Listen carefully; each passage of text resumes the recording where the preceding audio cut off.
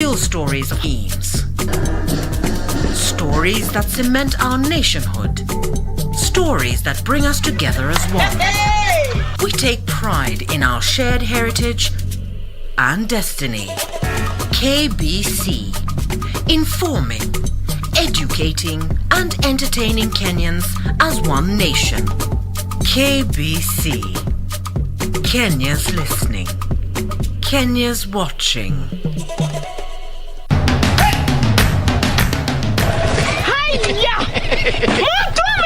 Ala! Nissan Serena ndio hii. Na unaweza kuwa wewe ndio tunapikia simu. Kodi ya Nissan Serena ni NS. Alafu kisha kwenye amount ni 50 bob. Hii Nissan Serena tunakupatia na shilingi 50. Kujiunga na QuickBid ni rahisi. Enda kwenye M-Pesa, bonyeza paybill kisha weka business number 4032353. Kwenye account weka kodi ya bidhaa unayotaka na bidi yako ya chini zaidi. Kwa mfano TV 16. Kisha weka shilingi 20 tu kama idadi yako. Weka bidi yako pia kwenye www.quickbid.co.ke. Kumbuka, bidi ya chini zaidi ya kipekee ndio hununua. QuickBid, bidhaa bora kwa bei ya chini.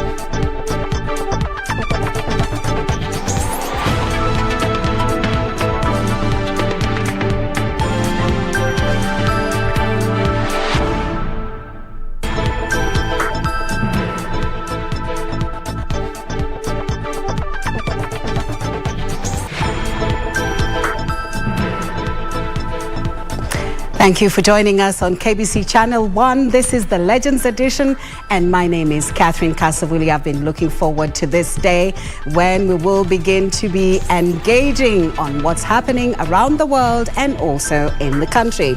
On the show tonight, we are going to host a living legend who many of you have known just by name, but they may have not known her physically. This is none other than Dorothy Kweyu OGW. She will be taking us through the paces on how far the journalism industry, the media industry has grown.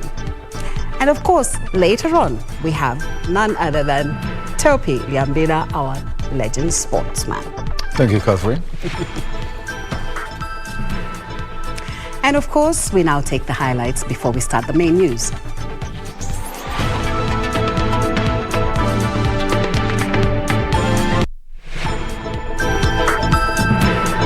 We are welcoming all Kenyans to come and get their vaccination, be they first dose, be they second dose. So if you've not received your first dose of AstraZeneca, we are welcoming you to come and get your first dose. If you're due for your second dose, you're also being welcomed to come and get your second dose. COVID-19 war chest.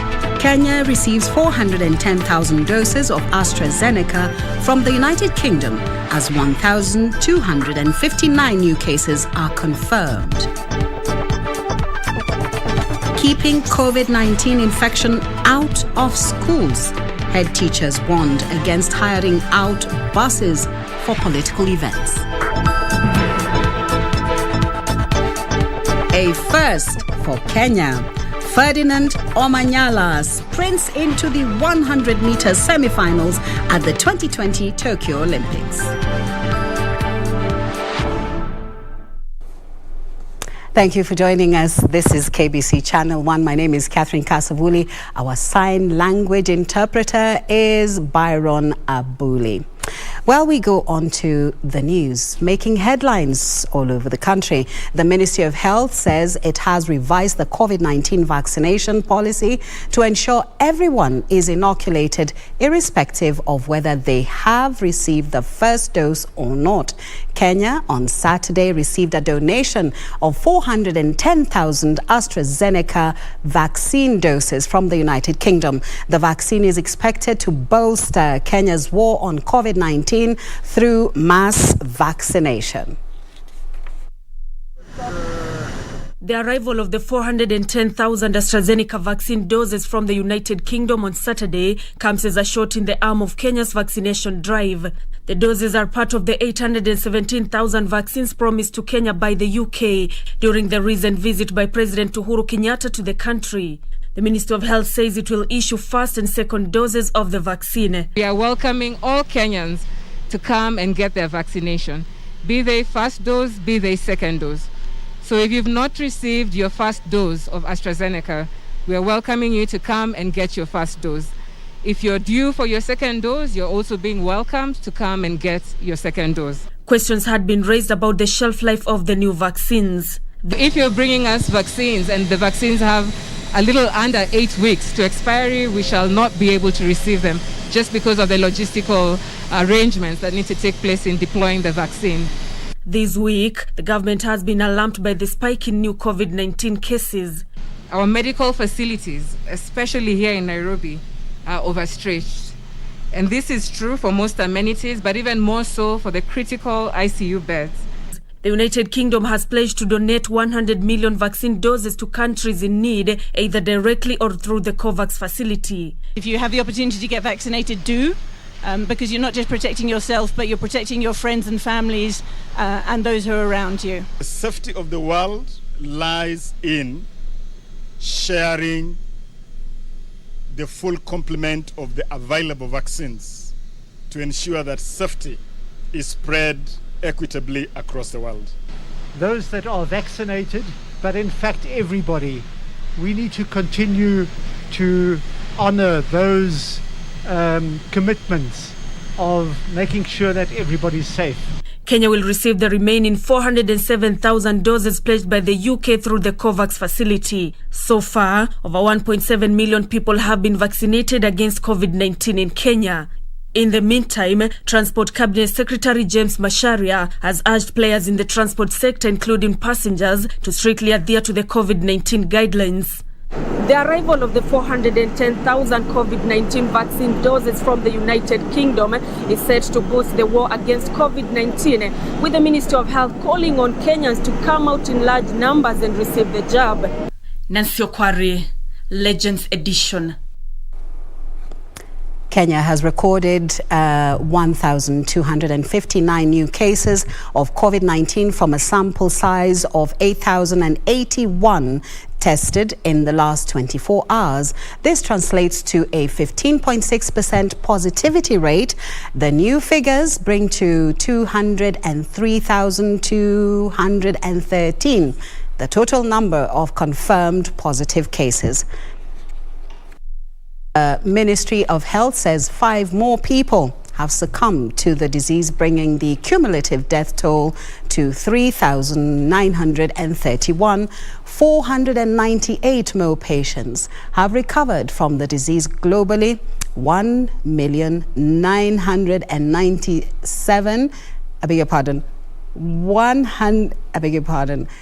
globally, 1,907,526,219 people have cumulatively tested positive for the virus, with the death toll standing at 4,212,567 worldwide.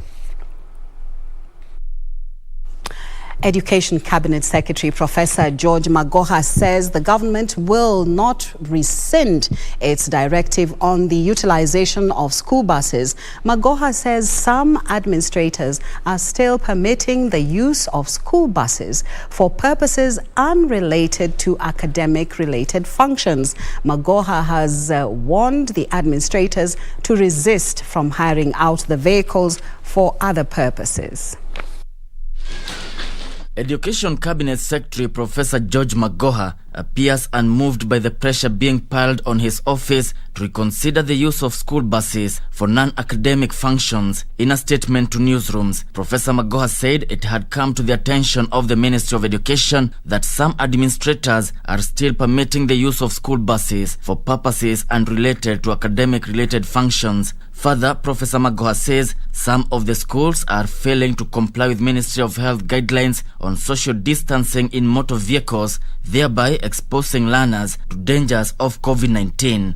Professor Magoha says administrators must ensure that all Ministry of Health measures of combating COVID-19 are strictly adhered to. He said firm action will be taken against individuals or groups found to be flouting the directives on use of school buses. Kevin Washira, Legends Edition.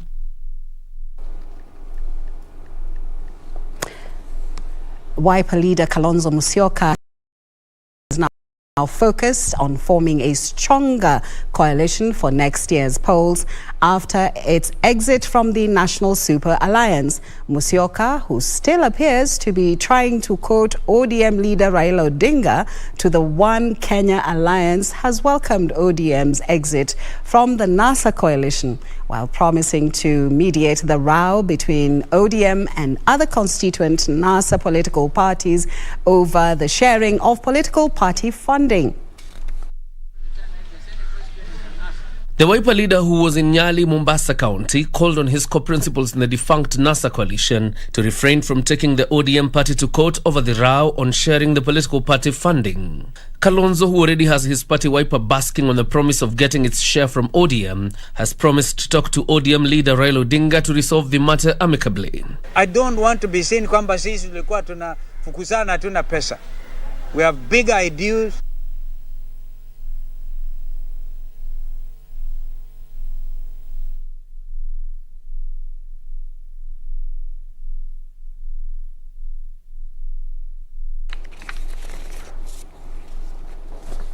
Detectives from the Directorate of Criminal Investigations have arrested 3 suspects in Juja, Kyambu County and impounded over 100 SIM cards and several mobile phones. The 3 suspects, all in their early 20s, believed to be students at the Jomo Kenyatta University of Agriculture and Technology, were also found in possession of bang. The 3 suspects, alleged to be students at the Jomo Kenyatta University of Agriculture and Technology JKUAT, were arrested inside a house near the public institution. Speaking at the DCI Juja offices, Area DCI Richard Mwaura said his team was tipped by members of the public before they raided the suspected hideout and are now working with the DCI Cybercrime Unit to establish what crimes were committed using the SIM cards. We received a message from members of public, good Samaritans, from within Juja, that there was a house. They were suspecting some suspicious activities have been going on. We immediately dispatched a team from the National Police Service Juja, a combined team that was to undertake the assignment, and they were led by the Good Samaritan to the house that was suspected. And upon gaining entry, they found 3 young men aged between 22 to 25 years. And in there, they were able to recover over 100 registered lines and SIM cards, which we believe are being used in commission of crime. Elsewhere, police have arrested 3 people believed to have been defrauding mobile money operators in Isiolo and its environs. 32-year-old Mary Wangari Hinga and 36-year-old Samuel Maina Ndirangu, both from Utawala, together with 31-year-old Josephine Jesang Tanui from Nakuru, were arrested in Samburu County after several complaints by M-Pesa shop operators. The 3 are said to disguise themselves as dealers and approach businesses in the pretext of selling them SIM cards and other products before corrupting money transactions, leaving shop owners staring at losses. A vehicle model Toyota Vitz, which suspects used in moving around, was also confiscated. Reporting for Legends Edition, I am Yusuf Hilo. Man and nature have coexisted for centuries, with each serving the other in various ways. When man conserves nature, it in turn provides him with shelter, food, and even medicine. This is the story of the Manilkara discolored tree, popularly known as Mugombero in Karura Forest, that was used by the Mau Mau fighters as a communication channel and shrine. Located on the outskirts of Nairobi City lies an assembly of deciduous trees that occupy over 10,000 hectares of landmass.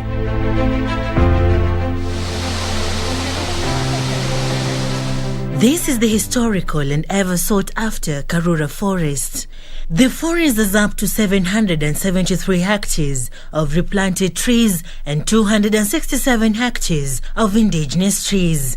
To satisfy our curiosity, we are immersed in the lower temperature zone that is dominated with indigenous trees under the guidance of the Nairobi Ecosystem Conservator, Margaret Wanjiru, and the Karura Forest Station Manager, Paul Musembi. Okay, we have approximately 200 types of indigenous trees, including the shrubs. Among these indigenous trees is the Newton bushani, also known as mokoi, and is mostly loved for its timber. The ficus sour, also known as mokoyo, is mostly loved for medicinal purposes, its edible fruits and timber. Okay, the common species here, they are the native species, which are the Brasiliana, Hulensis. We have Croton megalocarpus, we have Croton microstachys. Ugia ugandensis. It can be used like that one. Can use the barks, the leaves for pains in the chest. Oh. It heals the pains in the chest, and also the tonsils when they are paining, and toothache. Besides enriching biodiversity by being a habitat for wild animals and birds, the indigenous trees also provide a serene environment for nature lovers who frequent the forest in their droves. Karura Forest is the best place to come and connect with the nature. Come walk, jog, and you are assured that this place is very safe, and it's well fenced. And we have rangers and scouts who are inside here to help the visitors wherever they get stranded or wherever they need help. In order to sustain the indigenous trees, the government has enhanced security around Karura Forest. Working with the community around the forest, which are the first people who are the protectors of this forest. And also we have electric fence.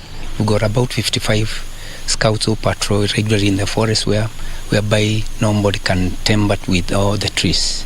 The community around the forests are also encouraged to participate in its conservation, hence the increasing population of indigenous trees. For some, this is a place where they come to exercise. For others, this is a place where they come to seek solitude. And for the animals, this is a place where they call home. For the government, this is a heritage that is being enjoyed by the current generation and is to continue being enjoyed even by the coming generation if protected. For Legends Edition, I'm Serafina Robbie. Well, thank you, Sarafina, for that detailed report on the Mugambera tree. I apologize, I earlier referred to it as something else, but it is actually the Mugambera tree. And on that note, we take our first break. When we come back, more news and, of course, the living legends.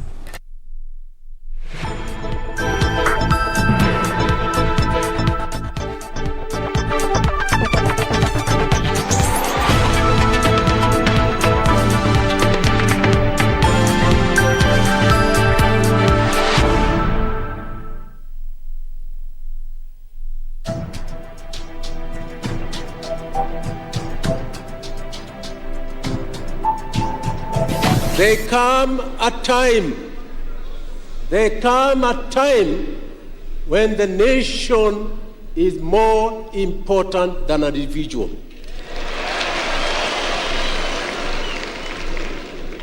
It is because of that consideration and in consultation that I say I shall not offer myself for any position.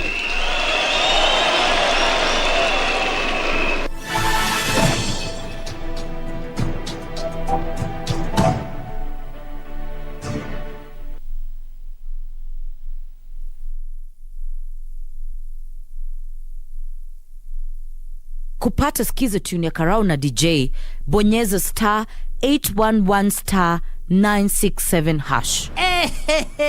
Raya, hii ni kwa matiche wote. Please, do not confuse the government. Usianza kufinya ile kitu inasema more fire. Ama ile ya the roof is on fire. Ama unaanza kusema we are killing this party. Ama the party is just a bomb. We are having a blast. No. Wewe cheza musiki and just be Fitland. Enjoy. Ama namna kani. Sawa. Over and out. Bonyeza star 811 star 967 hash. Star 811 star 967 hash.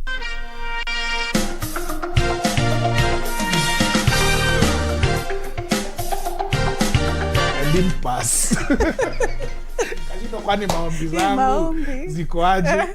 So I gave up and decided wacha niingie kwa choo. Nikienda kwa choo hapo hivi kujisaidia kidogo, nikakutana na Churchill kwa choo. Niaje kaniambia do I know? Nikamwambia yes you know me. Nikamwambia I'm the guy who is famous here for auditions. Because I came for auditions for so long.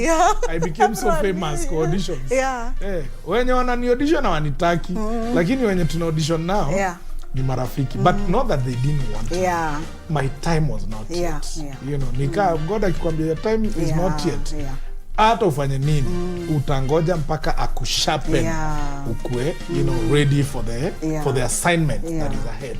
Nimengangana huku ku audition for 3 minutes, but Mungu alikuwa ananiprepare kukuwa chairman wa hawa wa 3 minutes. Meaning the show will be mine. So he talked to Churchill that day kwa choo. Tukaongea. So uliombea kazi kwa choo? Niliombea kazi kwa choo.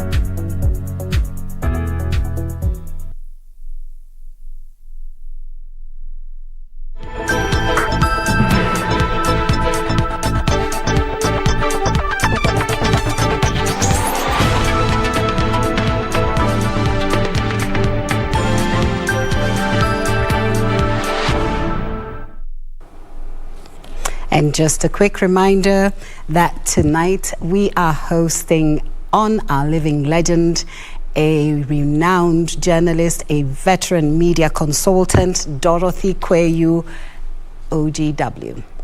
So please stay here. Every other day in the forest, tens of thousands of men and women put their boots on the ground and with the sole purpose of protecting the forest and the wild animals therein from the enemies of nature. What is their day like? And what are the challenges they encounter? Our reporter, Yusuf Farah, spent a day with a section of them, and here now is my day with the Rangers.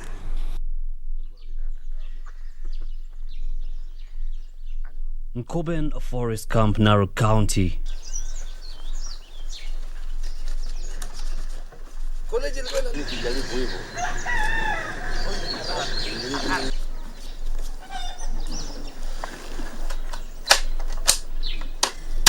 Rangers ready themselves up for yet another day of protecting Kenya's treasured natural habitat.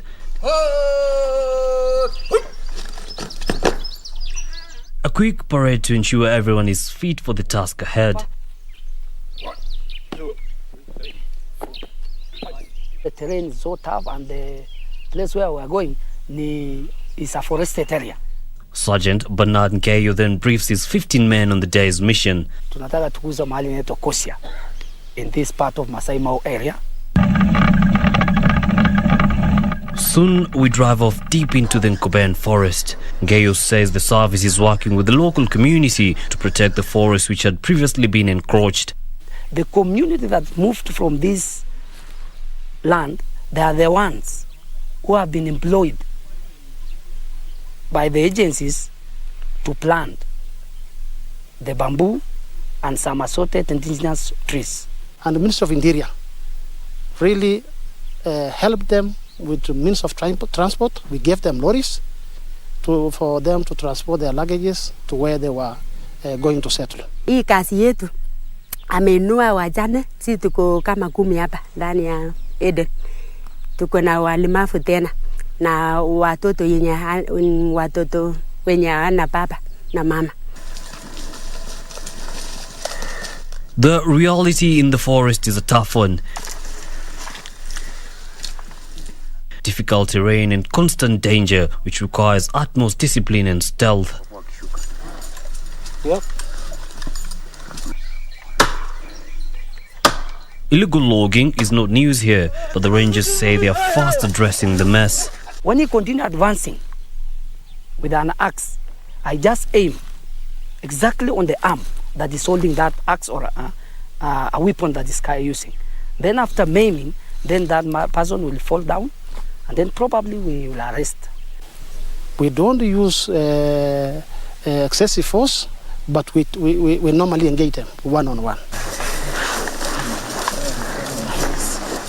Over the last 1 year, Kenya has lost 2 rangers in the line of duty and 18 others are nursing injuries inflicted upon them by attackers. Losing someone in the line of duty, it is not something pleasant. They are protecting our own natural heritage, which is the forest, which play a very critical role to the same society that sometimes face against them and injure them or even cause loss of life.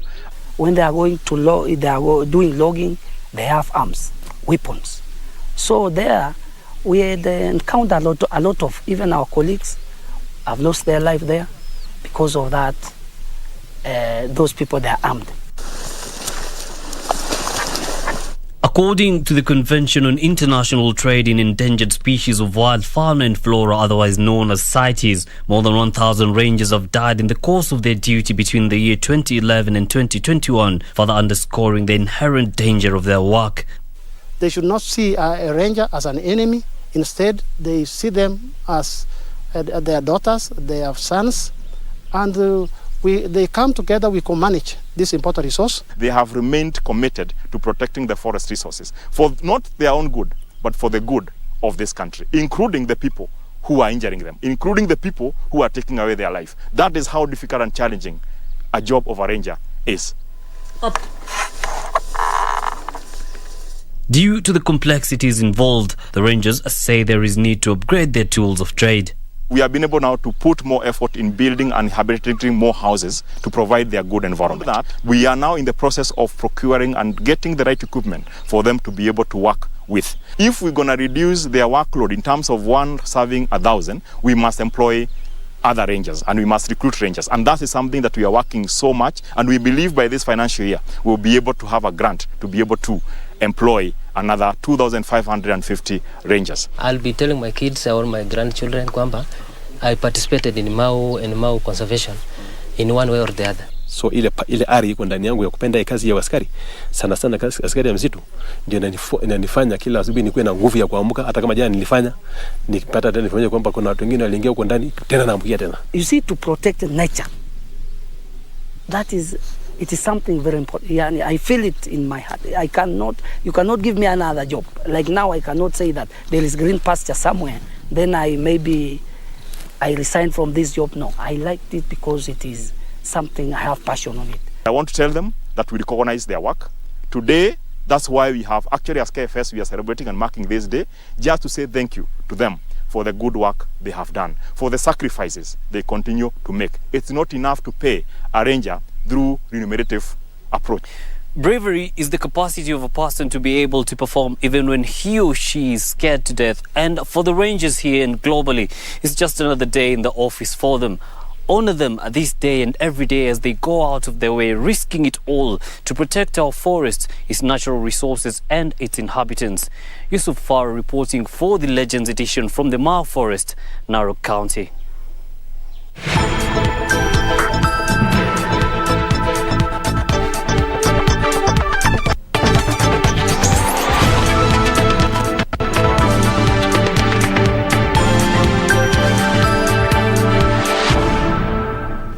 Thank you for joining us on the Living Legends segment. My name is Kasavuli. Today, oh my goodness, we have one of the most remarkable women to walk this earth. This is Dorothy Kweyu, OGW. Welcome, Dorothy Kweyu. Thank you. It is wonderful for you to be here, and thank you so very much for accepting our invitation. My joy and pleasure. Dorothy, who is Dorothy Kweyu? Dorothy Kweyu is a journalist, a Kenyan journalist of 43 years standing. Wow. And you can add 3 months. Amazing. Let's go back to 1974. You were still a little girl then. I was young. Yes. But yes, I was at the University of Nairobi. Yes. And that time, I had aspirations through my professors of working in this place. Yeah? And so, especially the Swahili broadcasting, because I was a student of Professor Abdulaziz. Yeah? He is now retired from the University of Nairobi, but I held him in high esteem, and he played a hand in connecting me with KBC, even though I was still a student. There's an award that you received. In 1984, I received, actually it was a double award, overall winner, Journalist of the Year, of the Kenya Press Club. Yes. And the second one, which went with it, was Best Female Writer. Wow. So the Best Female Writer was a Viva Award. It was awarded by Viva Magazine. Wonderful. Through one Salim Lon. Yes, Yeah. yes. He was a veteran journalist himself too. So that was a double for me on that occasion. When you look back, what do you think of the foundation that you were laying then? Do you think the women folk and also the men have lived up to the expectations in the journalism? It's been a long, long journey, yeah? And some of the young women or not so young women who came behind me, they like to remind me that you made me who I am, you know? Wonderful. There are also men out there, you know, who say, I made them who they are, That's you know? wonderful. And that was more so in relation to a media outfit, Interlink Rural Information Service, which lasted for some 10 years, you know? And during that period, it was really like a midway house, call it the midway house.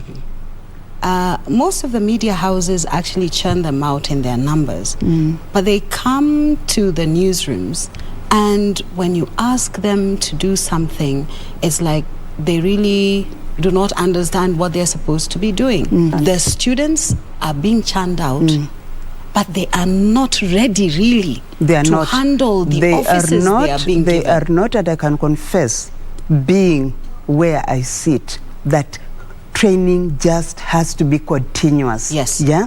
And I find myself, even in the course of my work, veering off the page to just post a correction on the common email wall, you know? Yes. Yeah? To say, look, this, we don't say this, you know? Especially if it is a recurrent fault, Yes, you know? yes. So you tell yourself that the schools may be there, but the finishing has to be in the newsroom. What about impartiality? This is something we've been accused of. You know, media houses have been accused of either taking sides with the systems, and this is just not in Kenya. It's actually all over Africa because we are a new growing democracy. What is your take on that? Let us just even go back to 1992, at that time when we were fighting for multipartyism. The advent, yes. And at that time, it was the opposition. It was the opposition. Yes. And if you didn't carry an opposition story, you were like, huh? Yes. You lost it. Where have you been? You know? And it was also an era, which you might call the Moi bashing era. Yes. Now, looking back, I find myself in a quandary. And I find myself in a quandary because some of the people who were completely enmeshed in the Moi hierarchy, you know, would have us believe that they are reformers. That worries me a lot because it cannot be true. And therefore, we need to interrogate such people and say, are our people, and especially the youth, being cheated? Are they being hoodwinked, you know? We also have something else that came and shook the foundation of the media industry, and this was the digital migration. Have we represented everything pertinently to the viewer, to the citizen, to the reader? A lot has happened in the sense that there is that migration from the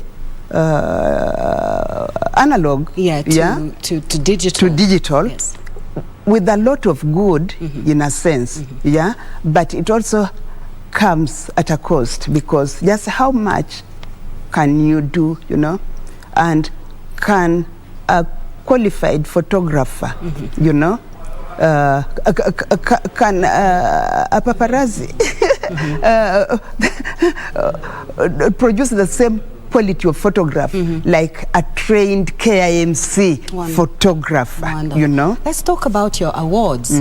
2004, the Kibaki era. Yes. You are recognized for something that really blows your mind. What was this award? I was honored with the Order of the Grand Warrior of Kenya, you know, and it was really a nomination from the media industry, you know, and it was really recognition of my contribution to the media. And then, of course, the latest award, which was conferred to you by a remarkable woman. Can you tell us, please? That was in May this year. Yes, that was the lifetime contribution, yes, in journalism award. Okay, by the Kenya Guilds or? No, this one was the Media Council of Kenya. Wonderful. Yes. And the Guild also conferred something on in December. Wonderful. That was the Distinguished Service Award. But coming back to the latest one, who conferred this to you? It was Deputy Chief Justice. Wonderful. The Deputy Chief Justice, Philomena Mwilu, was the guest of honor. Yes. Yes, she was the guest of honor at the function, which was at the Serena. I'm sure she was so happy to see you, because now she was putting a face to the name that she's been And I was also putting a face to the name of this lady, you know. Yeah, she is an amazing she's woman. an amazing, extremely humble lady. What would you say to journalists today? Remain true to the cause. Even the media houses have a role in supporting their writers. The bottom line, yes, but at what cost? What about integrity? Now, talking about integrity, let's talk about libel suits, because sometimes we have some lazy people who do not want to do research, and then we have people giving substitution of names, misinformation, and just not doing a little research. And I just want to thank God that throughout my journalistic career, and now I'm in what I call phase 3, yes. because I left Nation in 87, went back in 2003, and the latest entry was in 2018. I have never been involved in an actionable case. A lot of people are lifting stories off of social media. And of course, sometimes, there's a lot of Photoshop that has been done. Later on, you find that it wasn't actually the person that, was being featured as the subject. So, defamation of character.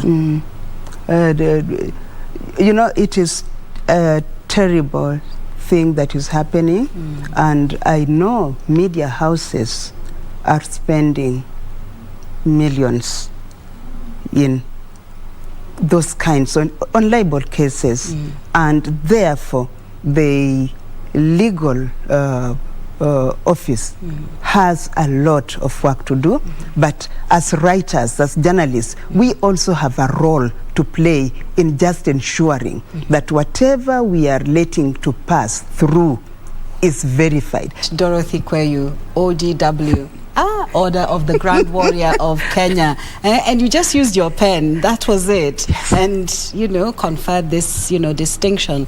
We really, really appreciate you coming to the Living Legends edition, Living Legends segment. We are very, very honored to host you. There we have it, Dorothy Kweyu, OGW, a distinguished woman. She has walked the talk, and of course she has scaled heights that even men dreamt of scaling. Well, she has actually shown us that it doesn't matter. She's a mother of 10 children. She is a grandmother of several children, but she did not put her pen down. So thank you so much for being with us, Dorothy. And of course, thank you for gracing the Living Legends. And from me, Catherine Kasavuli, of course, I'm taking you over to Topi Liambela with sports news.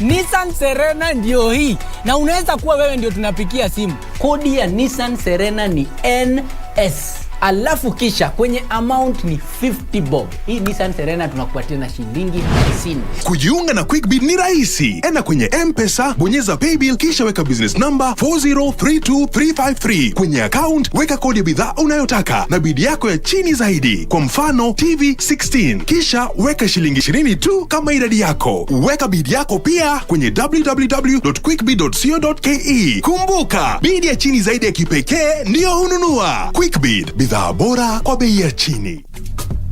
This is where it all began. As the mother of broadcasting in Kenya, you can trust KBC to bring you authentic news and programs to your living room. Action.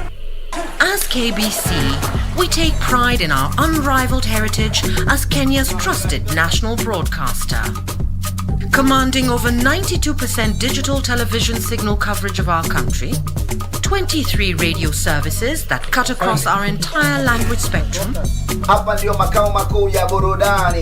a national, regional and international digital presence backed by the most experienced and top-notch broadcast professionals in the industry. A very good evening to you. The new look Kenya Broadcasting Corporation is truly ahead of the pack. Turn to the mother of broadcasting in Kenya for stories that resonate with our identity, our aspirations as a people united in purpose. Real stories of hard work, of passion, of creativity, of big dreams. Stories that cement our nationhood. stories that bring us together as one. We take pride in our shared heritage and destiny. KBC, informing, educating and entertaining Kenyans as one nation. KBC, Kenya's listening, Kenya's watching.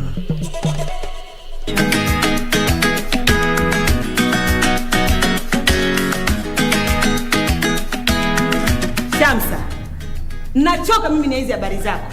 Ukai kazini ukatulia wewe. Kila siku mara nina hivi, mara ninafiliwa, mara nina nini? Kama unataka kazi fanya kazi. Na kama unataka kufanya kazi nenda zako nyumbani kwako utulie huko. Msisi wewe umeona mwenyewe, Mimi mpaka nasukuma mimi. Huyu Abdalla ni mtu kusukuma mimi. Tangu familia ingie katika maisha yetu imekuwa ni mikosi tu. Lakini wewe nayo faa ujiangalie. Maana saa yote wewe enda nyumbani kwenu, kwani kule nyumbani kwenu kuna kitu gani cha zaidi? Wewe usinipangie. Wataka kujua nini wewe?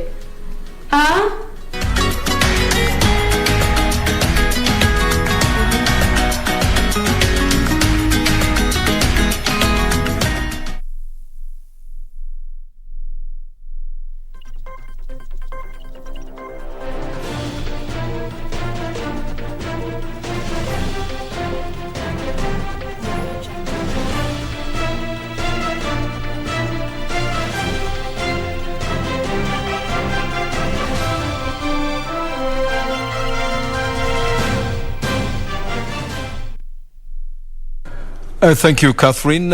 On the sporting highlights tonight, mixed fortunes in Kenya's sprint quest at the Tokyo Olympics, and on the locals in Kenya Premiership results. Sprinter Ferdinando Manyala finished third in the men's 100-meter heat 5 in Tokyo, Japan to make